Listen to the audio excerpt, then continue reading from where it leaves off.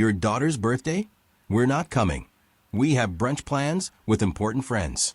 Dad texted. She was turning 6. First birthday after her mom died. I planned for weeks. She asked every day, is Grandpa coming? I said, yes. During her party, they posted brunch photos. I sent them her disappointed face. Framed. Last time you break her heart. When they showed up unannounced for Christmas, I was holding the cake knife when my phone buzzed. I almost ignored it. Flour on my hands, frosting on my forearm. 6 pink candles already lit on the cake like tiny brave flags. My daughter Leia stood on a kitchen chair in her little purple dress, cheeks shiny with excitement and effort. She'd been asking the same question all week, the way kids do when they're trying to keep hope alive. Is Grandpa coming? I had said yes every time because the alternative felt cruel. The message preview filled my screen anyway.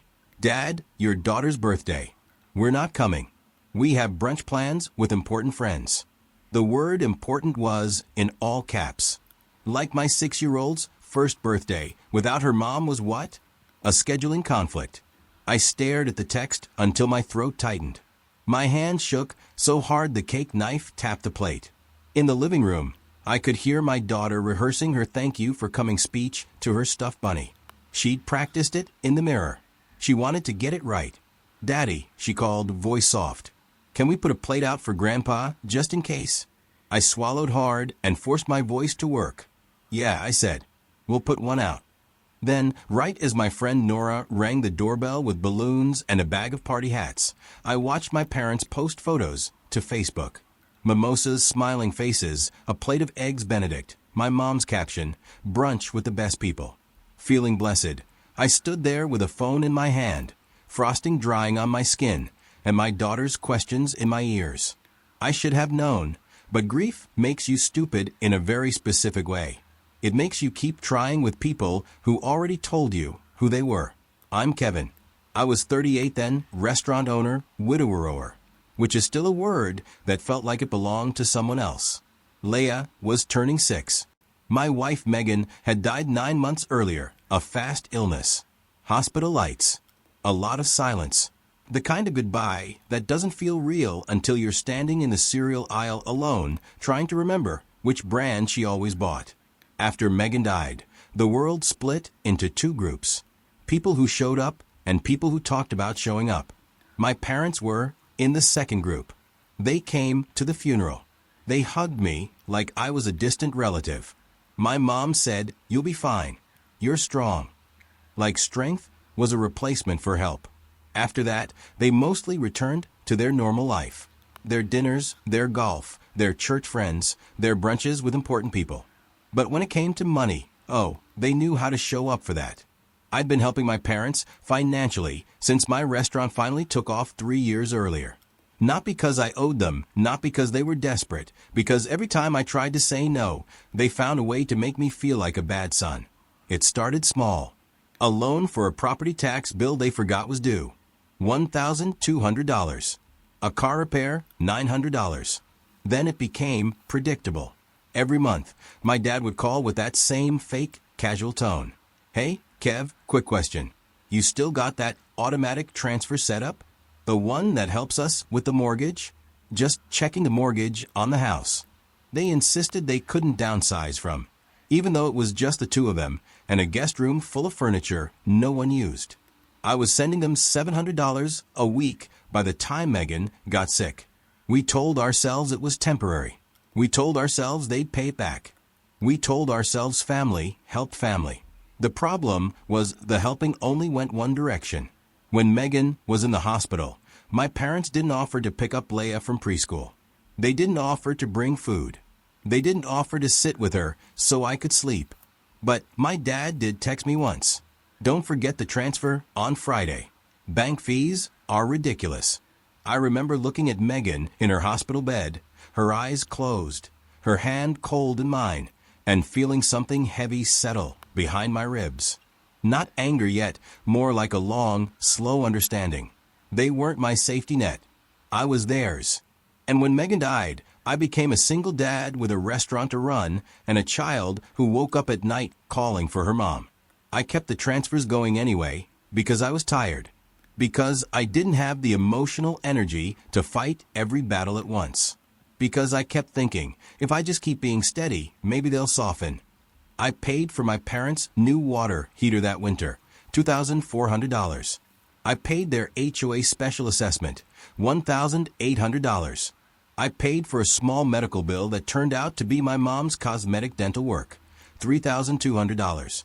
And every time they said the same thing, we really appreciate you, Kev. Then they'd forget Hila's birthday party time. They'd forget her school play. They'd forget to ask how she was sleeping. But they never forgot Friday. The weeks before Hila's birthday, I planned like the party was a life raft. It sounds dramatic, but if you've ever tried to create joy for a child who's grieving, you know it's not just a party. It's proof that life still has color. Leia wanted a rainbow unicorn theme. She said unicorns were magic animals that don't leave. So I went all in. I ordered a unicorn cake from the bakery that supplies my restaurant. I asked them to make the mane extra bright. I taped a paper rainbow across the living room wall, each stripe cut by hand. After Hila went to bed, I bought a little plastic crown that said birthday girl in glitter letters. I mailed invitations the old-fashioned way with stickers and everything because Hila liked stamping the envelopes like she was sending secret mail. And I called my parents 2 weeks ahead of time. Lala's party is Saturday at 2 o'clock. I said she's really excited. She asks about you every day. My mom laughed like I was being adorable. Oh, honey, of course, we'll be there. My dad said, put us down as yes. I asked them to promise. My dad sighed like I was being needy. Yes, Kevin will be there. So every day when asked, I said yes because I believe promises still meant something to them. Or maybe I just needed to believe that for her. The morning of the party, Leia woke up early, hair sticking up, eyes bright. Is today the party? She whispered like. If she spoke too loudly, it would disappear. Yes, I said. And Grandpa and Grandma are coming. She hugged my waist so tight my back cracked. Good, she said, because I made him something. She ran to the kitchen table and brought me a card. Construction paper, uneven edges, marker scribbles. Inside was a drawing of a stick figure family. Me, Leia, and a third figure with yellow hair and a big smile. Is that Grandpa? I asked. She nodded. I made him tall, she said, so he can reach stuff for me. I had to turn away for a second and pretend I was looking for tape. My eyes stung. My chest felt like a door was closing. I wasn't just planning a party. I was trying to build my daughter a small village in the middle of an empty field. When my dad's text came, I didn't answer right away. I stared at it until the words blurred. Then I looked over at Leia. She was lining up paper plates, whispering to herself. One for Nora, one for Teddy, one for Grandpa. She had counted Grandpa's plate twice. Like, if she counted enough, he would appear. Nora showed up first, carrying balloons and a big smile that didn't quite reach her eyes when she saw my face. What happened? She asked quietly. I showed her the text. Her mouth tightened. Kevin, she said, I'm so sorry. I didn't want sympathy. I wanted my parents to not be the kind of people who did this. I swallowed and forced my voice to stay steady. We're going to have a good party, I said. No matter what, Nora nodded. She went straight into action mode, the way good friends do. Hanging streamers, arranging snacks, keeping Hila busy so she wouldn't stare at the front window. But kids always know. At 2:10, Leia stood on tiptoe by the curtains. Maybe they're stuck in traffic, she whispered. At 2:30, she asked me, did Grandpa forget? At 2:45, she stopped asking and just sat on the floor with her crown tilted sideways, quietly pulling the ribbon off a party favor. That was the moment that broke me. Not the text, not the brunch photos. My daughter, 6 years old, sitting in a room full of unicorn decorations, looking smaller than she should have. After we sang and she blew out candles, she made a wish so intense her eyebrows pulled together. I knew what she wished for. When it was time for gifts, she opened hers politely. She hugged people and said, thank you. But every time the front door made a sound, her head snapped up. My restaurant cooks came by, dropping off a gift bag with a little stuffed unicorn and a note that said, Chef Kevin, we love you, and Leia. She smiled at that for a second. Then she asked Nora, "Do you think Grandpa is coming later? Maybe for cake?" Nora looked at me. I shiny. I nodded once small. "We'll see," Nora said gently. And then, as if the universe wanted to be extra cruel, my mom posted another photo. This time, it was the two of them clinking glasses. Caption: "When you know the right people, doors open." Something in my body went cold. I walked into the hallway away from the kids, and I did the one thing that felt like I could still protect my daughter. I took a picture, not of her crying. She didn't cry. She'd learned not to cry in front of people, which was its own heartbreak. It was a photo of Leia sitting on the carpet, Crown Askew holding Grandpa's card in her lap like it was fragile. Her eyes were down. Her mouth was a straight line, a disappointed face framed by unicorn streamers. I texted it to my parents. No caption at first, just the photo. Then, after a long breath, I typed, "Last time you break her heart." My thumb hovered over send. I pressed it anyway. They didn't respond. Not that day, not the next. Hila asked about them once the following morning while we ate pancakes. "Did Grandpa see my card?" she asked. I said, "Not yet." She nodded like she was absorbing a fact about weather. Then she got up, walked to the fridge, and taped the card there herself with a magnet. "So, he can see it later," she said. That card stayed on the fridge for weeks. The corners curled. The marker faded a little. My parents still didn't call, but the Friday transfer went through like always because I hadn't stopped it yet, because part of me still lived in the old pattern. Keep things stable. Keep them happy. Keep the peace. Maybe they'll be nicer. That Friday night, after I put Leia to bed, I opened my banking app and stared at the outgoing transfer, $700, a weekly payment to people who couldn't make time for their granddaughter's first birthday after her mom died. I felt disgust rise in my throat, sharp and bitter. And I thought of Megan. I thought of her last week, how she had whispered to me, "Don't let them use you, Kev." At the time, I nodded because she was dying and I didn't want to argue about my parents with her in a hospital room. But now, alone in my kitchen, I heard her voice like it was sitting across from me. "Don't let them use you." I stared at the screen until my hand stopped shaking enough to tap. Not a dramatic move, not revenge, just a clean, quiet decision. I turned off the automatic transfer. The app asked, "Are you sure?" I clicked yes. Then I went one step further.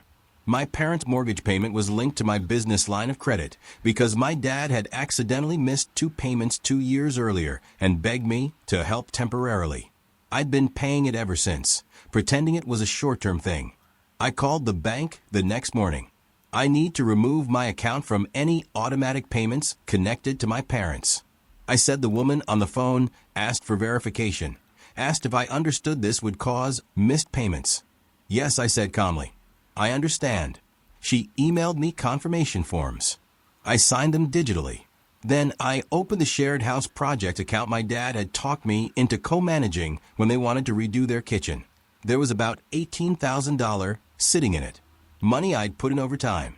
I transferred my portion out into my business savings. Not stolen, not hidden, just no longer available for them to spend like it was theirs by default. When I finished, the account balance looked different. It looked like reality. I stared at the confirmation screen, feeling something like grief, but cleaner. And I whispered to no one, "Okay." The fallout started within hours. My dad called first 3 times, then a voicemail. His tone was casual at the start, like he was calling about the weather. "Hey, Kev. The transfer didn't come through. Probably a bank glitch. Give me a call." Then another voicemail, less casual. "Kevin, we need to know what's going on. We have things scheduled." My mom texted like she was starting a conversation about brunch. "Mom, sweetheart, did you change something with the payments? Your father is worried." Then finally, my dad's real voice came out. He called again and left a voicemail that wasn't pretending anymore. "Kevin, this is not the time to play games. We have obligations. I don't know what you think you're doing, but you can't just pull support. We're your parents." There it was. Not, "We're sorry, we missed the party." Not, "How is Leia doing?" Not even, "We feel terrible." Just, "You can't pull support." Like I was a utility company. Like my role was to keep their lights on while they forgot my daughter existed. I didn't answer. Not because I was being dramatic. Because if I answered, I knew I'd get dragged back into the old dance. Guilt, excuses, promises, nothing changing. Instead, I texted one message. I won't fund a family my daughter isn't part of. That was it. Short, clear. Then I put my phone face down and went to work. 2 weeks passed. My parents didn't ask about Leia.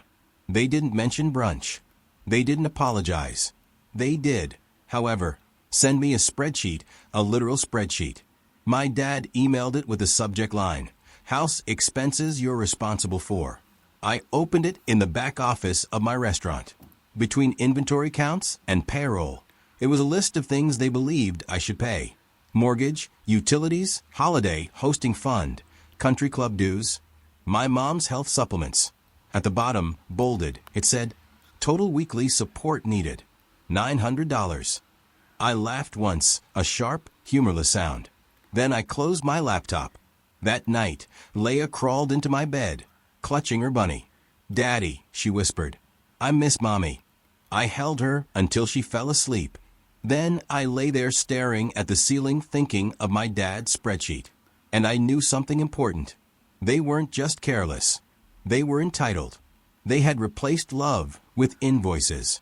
Christmas came faster than I wanted it to. Leia's first Christmas without her mom. I tried to make it gentle. We put Megan's favorite ornament on the tree first. A tiny glass star. Leia held it carefully, like it might break if she breathed wrong. We baked cookies and left 3 out on a plate. "One for Santa," Leia said, "and one for Mommy." I swallowed and said, "Okay." We went to my restaurant on Christmas Eve afternoon just to say hi to the staff and drop off little gift cards. My team adored Ela.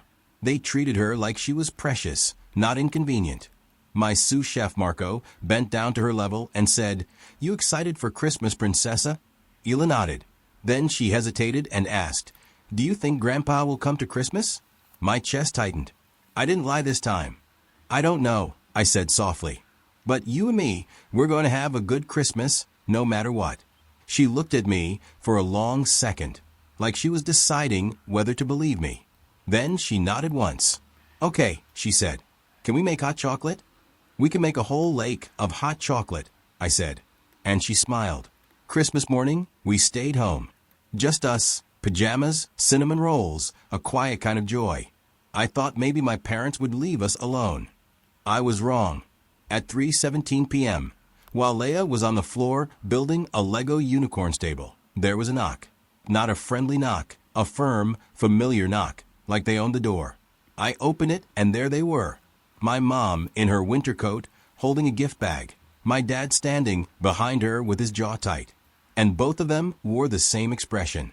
Not apology, not regret, expectation. My mom stepped forward like nothing had happened. "We decided to stop by," she said, "because family shouldn't stay mad." My dad looked past me into my living room. "Where's Leia?" he asked like he was checking a box. Layla peeked around the corner, bunny tucked under her arm. Her face lit up for half a second. That automatic kid hope. "Grandpa," she said. Then she glanced at my face, and the light dimmed. She was learning to read rooms. My mom held out the gift bag. "Come here, sweetheart," she said in a sugary voice. Ela took 2 small steps forward. She didn't run. She didn't fling herself at them. She just stood there cautious, like a kid approaching a dog that had bitten her once. I watched my dad's eyes flick to the tree, then to the wrapped gifts. "Kevin," he said low, "we should talk." My mom sighed dramatically. "You've made this very difficult." She said we've been embarrassed. People are asking questions. There it was again. Not we hurt Leia. Not we missed something important. Just embarrassment. My daughter stood between us, clutching her bunny. And I realized this was the exact crossroads moment. If I let them in, they'd learn nothing. They'd do a quick visit, take photos for Facebook, and walk away feeling like they had fixed it while still expecting money next week. If I didn't let them in, they'd punish me with guilt and anger. But my job wasn't to protect their feelings. My job was to protect my kid. I knelt down next to Leia and spoke gently. "Sweetie, I said, "Can you go pick your favorite new ornament and bring it here?" She hesitated. Nora had taught her a quiet code word after Megan died. If Dad asks you to do something weird, it means he needs a minute. Leia nodded and walked to the tree, hands small and steady. I stood up and looked at my parents. "We're not doing surprise visits," I said calmly. My mom's smile wobbled. "We brought gifts," she said like that was a magic key. My dad's voice sharpened. "Kevin, don't do this on Christmas." "Then you shouldn't have done it on her birthday," I said. My mom's eyes narrowed. "Oh, come on," she snapped. It was brunch. We had commitments. Your granddaughter had a commitment, too. I said she was turning 6. It was her first birthday without her mom. My dad exhaled like I was exhausting. "You're making everything about grief," he said. "Life moves on." I felt something go very still inside me. Leia came back, holding the glass star ornament. Megan's ornament. She held it like a tiny offering. "I wanted to show Grandpa," she said quietly. My dad barely glanced at it. My mom reached toward it. "That's nice," she said. "Too fast, too fake. Let's take a picture." Yayla's fingers tightened around the ornament. She pulled it slightly back toward her chest. And that was it. My daughter didn't even know she was drawing a boundary, but she was. I looked at my parents and spoke like I was telling them the restaurant was closed. "You don't get photos," I said. "Not today. Not like this." My mom's face hardened. "So, you're punishing us," she said. "No," I said. "I'm protecting her." My dad stepped forward, anger finally leaking out. "You cut us off," he said. "You humiliated us. And now you're acting like we're monsters." I kept my voice even. "I stopped paying for you," I said. "That's not humiliation. That's reality." My mom scoffed. "We raised you." She snapped. "We sacrificed." "You raised me," I said. "And now I'm raising her alone. That's what you're ignoring." My dad's jaw clenched. "So what?" "We're not welcome in your house now," he demanded. I nodded once, not unannounced, I said. "Not without an apology. Not without actually showing up for her in a way that isn't performative." My mom huffed. "What apology?" "For missing a party," she said. I didn't raise my voice. I didn't argue in circles. I just held their gaze and said the simplest truth. "For making her feel like she didn't matter," I said. "And for making me lie to her." My dad looked away first. My mom's eyes flashed. "This is ridiculous," she snapped. "You're turning her against us." I glanced down at Ela. She was standing, very still, holding her mom's ornament, watching my parents like they were strangers. No anger, no drama, just distance. I opened the door wider, not to invite them in, but to make the exit obvious. "You need to leave," I said. My mom's mouth fell open. "Kevin, leave," I repeated calm, firm, "and don't show up again without calling first." My dad grabbed my mom's arm, not gently. "Fine," he said. "Fine, but don't come crying to us when you need help." I didn't flinch. "I needed help," I said quietly. "You had brunch." My mom made a sound like she wanted the last word, but my dad pulled her down the steps. Ila didn't wave. She didn't run after them. She just stood there holding that little glass, star like it was the only thing in the world worth protecting. When the car backed out of the driveway, she finally exhaled. "Daddy," she whispered. "Did I do something wrong?" I dropped to my knees in front of her, so fast my joints hurt. "No," I said, "no, baby. You didn't do anything wrong." She looked at the ornament, then at me. "Okay," she said softly. "Can we put Mommy's star back on the tree?" "Yes," I said. "We can." We hung it together. Her hands were careful. Mine were shaking. That night, after she fell asleep, my phone lit up with texts. "My mom, you embarrassed us." "My dad, you're being dramatic." Then, finally, the one that made it clear nothing had changed. "My dad, so when are you reinstating the payments?" I stared at it for a long time. Then, I typed one sentence. "I'm not your backup bank." And I blocked both numbers. The next week was loud in a quiet way. They called from different numbers, left voicemails, sent emails. My aunt messaged me, "Your mom is heartbroken." A cousin wrote, "It's Christmas, Kevin." Nobody wrote, "How's Leia?" So I stopped checking. Instead, I did something small and symbolic. I took the card Ela had made for Grandpa, the one that had been taped to my fridge, edges curled, and I framed it. A cheap black frame from the craft store, nothing fancy. Then I hung it in the hallway, right where we walk past every morning. Ela noticed immediately. "You put my card in a picture frame," she said, voice full of wonder. "Yes," I said, "because it matters."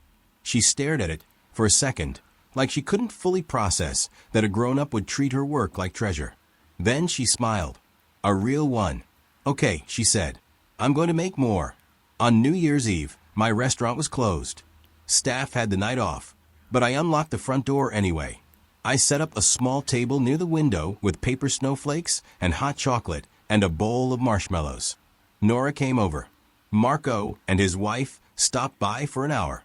My dishwasher, Louise, brought his teenage daughter, who taught Leia how to fold napkins into little swans. It wasn't a big party. It wasn't fancy, but it was warm. At 11:59, we counted down. Leia wore her purple pajamas and held a plastic cup of sparkling cider like it was the most important thing she'd ever done. When we hit midnight, she laughed. Not the polite laugh she used around my parents. A full-body laugh that made her shoulders lift and her eyes squint. I looked around my restaurant, my place built with my hands and long nights, and I felt something settle. This was our family now. Not blood, not tradition, not obligation, just people who showed up. Later, after everyone left, I swept the floor and turned off the lights. Leia tugged my sleeve. "Daddy," she said sleepily, "are we still a family if Grandpa doesn't come?" I knelt down and brushed her hair back. "We're a family," I said, "because we love each other." She nodded like that made sense. Then she pointed up at the framed card in the hallway near the office door. "Can we put one for Mommy, too?" she asked. My throat tightened. "Yes," I said, "we can." The next day, we printed a photo of Megan, one where she was laughing, eyes bright, holding Ela on her hip. We framed it. We hung it next to Ela's card. 2 frames side by side. One for the love we lost. One for the love we protected, and the chairs my parents would have sat in, they stayed empty. Not as revenge, as a simple, quiet truth. They didn't belong in the life I was building anymore. Not if my daughter had to keep asking, "Is Grandpa coming?" Not if the answer kept breaking her. So I made sure she didn't have to ask.